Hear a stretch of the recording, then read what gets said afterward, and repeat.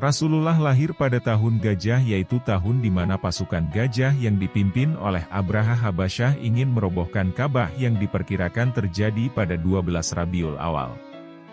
Dengan kebesarannya, Allah Subhanahu wa Ta'ala menghentikan pasukan tersebut dengan mengirimkan burung-burung ababil untuk menjatuhkan batu-batu yang membawa wabah penyakit.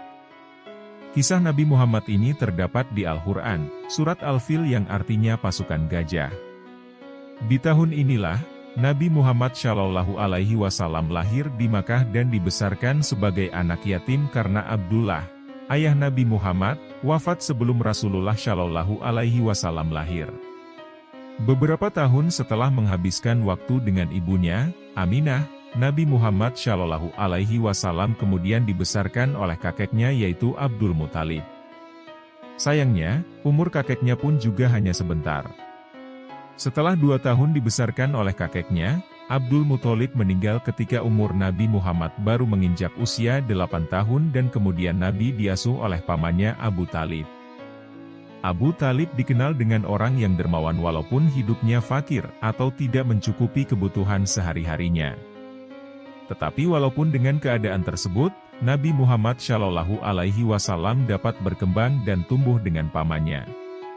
Sebelum menjadi seorang rasul, Nabi Muhammad telah mendapatkan beberapa karunia istimewa dari Allah, seperti wajahnya yang bersih dan bersinar yang mengalahkan sinar bulan, tumbuh suburnya daerah tempat Halimah yaitu ibu yang menyusuinya ketika bayi, padahal tadinya gersang dan kering, dan lain sebagainya.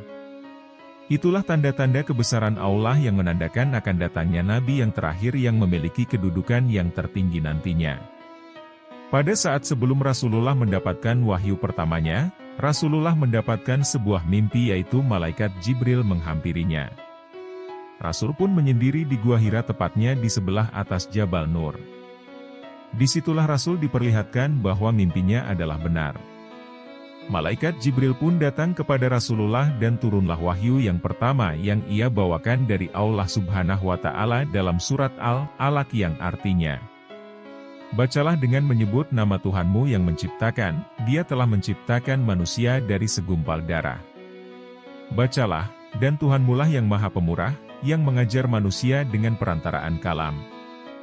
Dia mengajarkan kepada manusia apa yang tidak diketahuinya."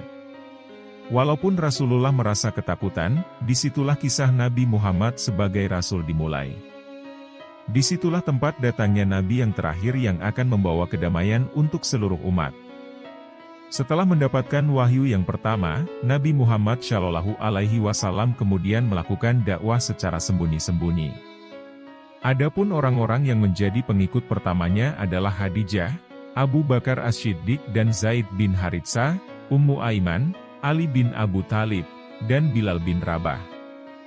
Setelah beberapa tahun melakukan dakwah secara diam-diam, turunlah perintah Allah Subhanahu wa Ta'ala dalam surat Al-Hijr ayat 94 dan memerintahkan Nabi Muhammad Shallallahu Alaihi Wasallam untuk berdakwah secara terang-terangan. Yang artinya, "Maka sampaikanlah olehmu secara terang-terangan segala apa yang diperintahkan kepadamu dan berpalinglah dari orang-orang yang musyrik." Maka sejak saat itu, Rasulullah mulai berdakwah secara terang-terangan menyiarkan agama Allah Subhanahu wa Ta'ala, yaitu agama Islam. Pada zaman Rasulullah Shallallahu Alaihi Wasallam di tahun pertama di Madinah itu, Nabi dan para sahabatnya beserta segenap kaum muhajirin atau orang-orang Islam Quraisy yang hijrah dari Mekah ke Madinah, masih dihadapkan kepada bagaimana menjalankan usaha penghidupan di tempat baru tersebut. Hal ini dikarenakan, selain memang tidak semua di antara mereka orang yang berkecukupan, kecuali Utsman bin Affan, semua harta benda dan kekayaan yang mereka miliki juga ditinggal di Mekah. Saat kondisi kaum muslimin sudah mulai sejahtera, tepatnya pada tahun kedua Hijriah, barulah kewajiban zakat diberlakukan. Nabi Muhammad Shallallahu Alaihi Wasallam langsung mengutus Mu'adz bin Jabal menjadi kadli di Yaman. Rasul pun memberikan nasihat kepadanya supaya menyampaikan kepada ahli kitab beberapa hal, termasuk menyampaikan kewajiban zakat. Ia berkata, "Sampaikan bahwa Allah telah mewajibkan zakat kepada harta benda mereka, yang dipungut dari orang-orang kaya dan diberikan kepada orang-orang miskin di antara mereka. Sebagai kepala negara saat itu, ucapan Rasulullah langsung ditaati oleh seluruh umat muslim tanpa ada perlawanan. Harta benda yang dizakati di zaman Rasulullah Shallallahu Alaihi Wasallam yaitu binatang ternak seperti kambing, sapi, unta, kemudian barang berharga seperti emas dan perak, selanjutnya tumbuh-tumbuhan seperti syair, jelai, gandum, anggur kering, kismis, serta kurma.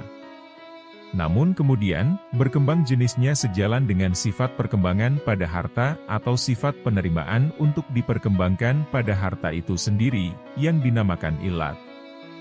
Berdasarkan ilat itulah ditetapkan hukum zakat. Prinsip zakat yang diajarkan Rasulullah Shallallahu Alaihi Wasallam adalah mengajarkan berbagi dan kepedulian, oleh sebab itu zakat harus mampu menumbuhkan rasa empati serta saling mendukung terhadap sesama muslim.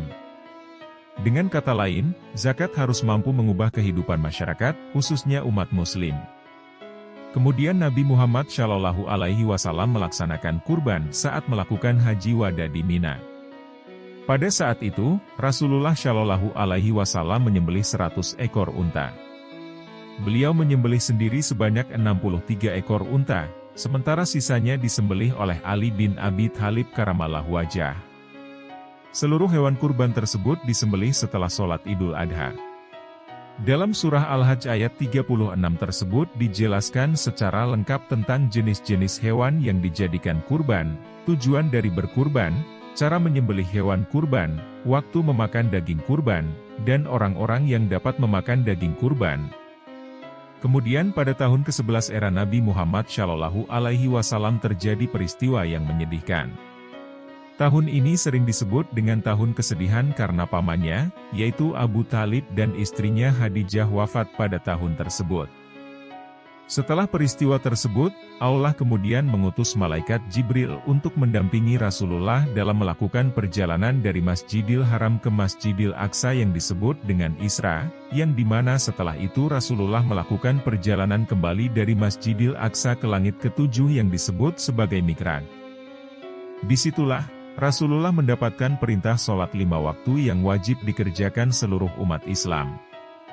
Pada saat sahabat Abu Bakar sedang tidak di Madinah, terjadi sebuah peristiwa yang sangat menyedihkan di mana Nabi Muhammad Shallallahu Alaihi Wasallam wafat. Pada saat Abu Bakar diberitahu, beliau segera datang ke rumah Aisyah. Beliau mengucapkan, "Ketahuilah, barang siapa yang menyembah Muhammad, maka sesungguhnya Muhammad kini telah mati, dan barang siapa menyembah Allah, maka sesungguhnya Allah tetap senantiasa hidup tidak akan pernah mati." Kemudian beliau membacakan firman Allah Subhanahu wa Ta'ala yang artinya, "Sesungguhnya kamu akan mati dan sesungguhnya mereka akan mati pula." Quran Surat Az-Zumar ayat 30. Demikian kisah ini dan sampai jumpa lagi pada kisah-kisah selanjutnya.